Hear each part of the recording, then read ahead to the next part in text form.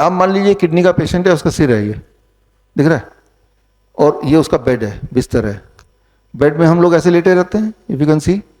हम क्या करते हैं, उसके बेड को जिस तरफ सिर है उस तरफ नीचे कर देते हैं, और जिस तरफ पैर है उस तरफ 3 ईंटें लगा देते हैं। तो इस तरह से एंगल में बढ़ जाएगा ना, 10 डिग्री का एंगल, यानी कि पैर ऊपर सिर नीचे। ऐसे बेड पे इसे बोलते हैं incline bed, head down tilt.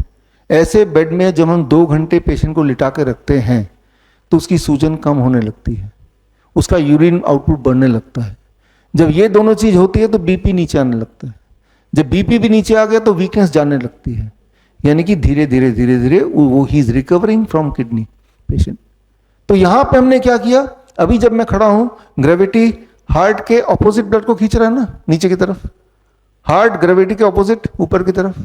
अब ये जो आदमी लेटा हुआ है और पैर ऊपर है, तो ग्रेविटी ब्लड को पैर से हार्ट की तरफ ले जा रहा है।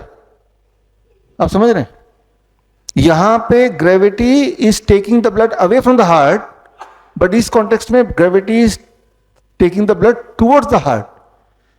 टुवर्ड्स द हार्ट करते ही किडनी रिवाइव होने लगी, क्योंकि जब वहां से तो किडनी में भी ब्लड इकट्ठा होगा, kidney will function better, swelling कम हो जाएगी, यूरिन आउटपुट बढ़ जाएगा।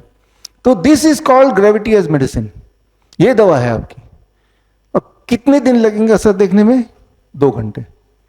कैसे पता चलेगा असर आया कि नहीं? 2 घंटे बाद अपना देखिए स्वेलिंग कम हुआ कि नहीं, उस दिन का यूरिन आउटपुट मेजर कर लीजिए, कम हुआ कि नहीं, उस दिन का बीपी मेजर कर लीजिए, पहले से कम हुआ कि नहीं। फिर हर दिन कीजिए।